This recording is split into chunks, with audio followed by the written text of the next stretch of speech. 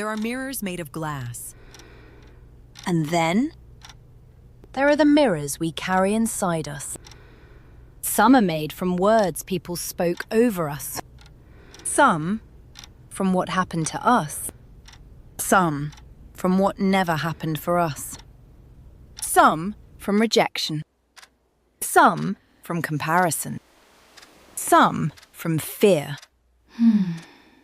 And some become so familiar that we stop asking whether they are telling us the truth.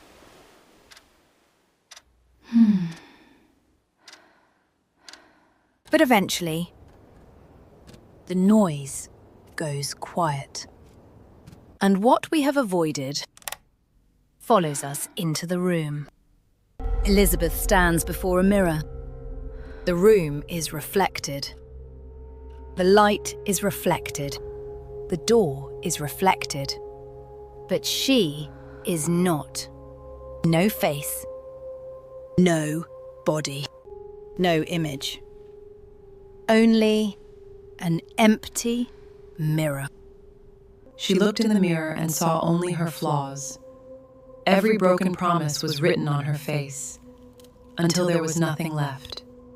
Long before this mirror, there was another face people struggled to behold.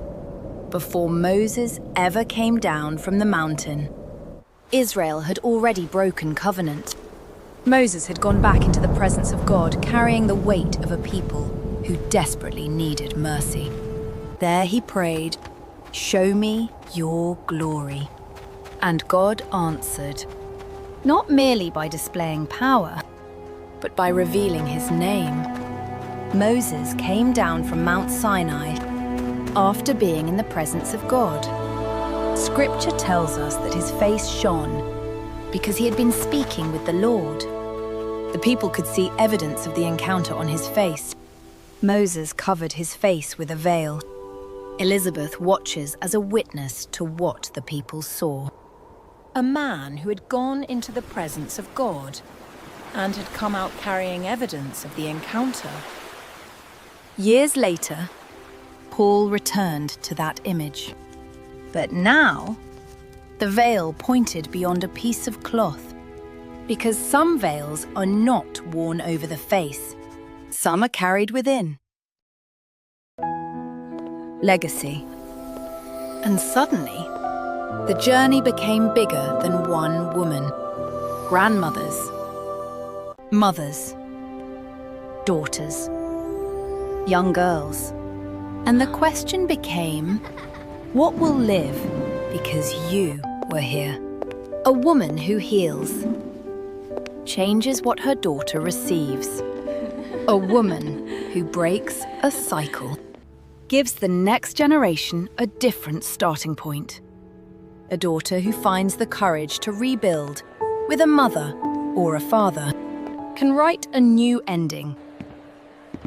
Learn and become. Then came 2018. Then 2019. The rooms I am so changed. incredibly happy for you. The Thank you so faces much for being here. multiplied. It means everything. The stories deepened. But the women kept arriving, carrying invisible mirrors. One saw herself through rejection, another through depression, another through a diagnosis.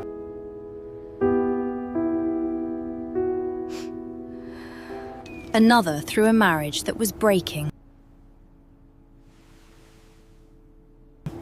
Another through the child she had prayed for, but had not yet held. Different women, different stories, different mirrors.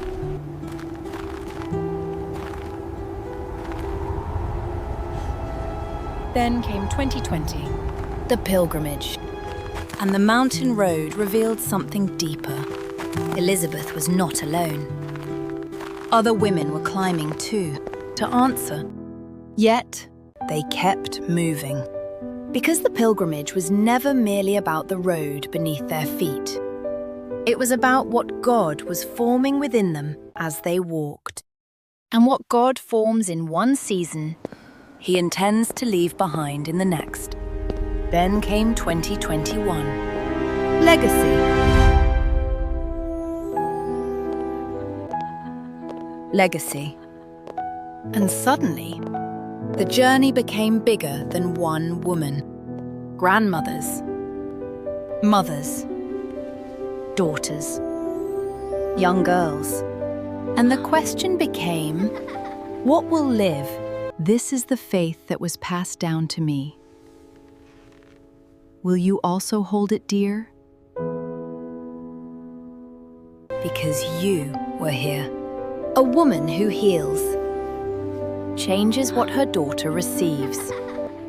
A daughter who finds the courage to rebuild with a mother or a father, can write a new ending into an old story. Then came 2022, the birthing. And beneath the surface, something was already growing. A seed hidden in the dark, pressed by the earth around it, buried, but not forgotten. Because sometimes, what feels like breaking is actually opening. What feels like pressure is preparation. And All right, what looks Elizabeth. hidden is already becoming. They carried dreams no one else This is could it. see. And now, we witness the birthing of All right, businesses. Elizabeth. This is it. Travel to places generations before them could only imagine.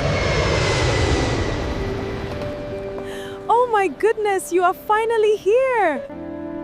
Restored families.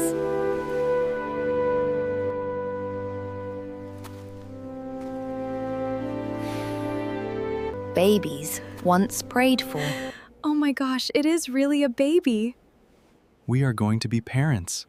Congratulations to both of you. Babies once prayed for. And prayers becoming visible. Then came the harvest. And suddenly, there was fruit. But harvest has a way of making us forget the seed. We celebrate what appeared and forget the years it was growing where nobody could see it. And women kept returning with testimonies.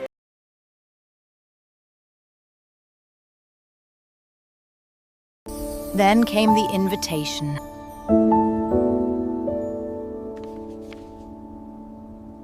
After the command to occupy, one word remained. Come. And behind that invitation waited one final door. Elizabeth opens it. No crowd, no stage, only a mirror.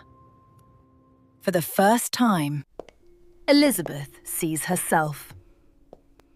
The same woman, the same face, the same history.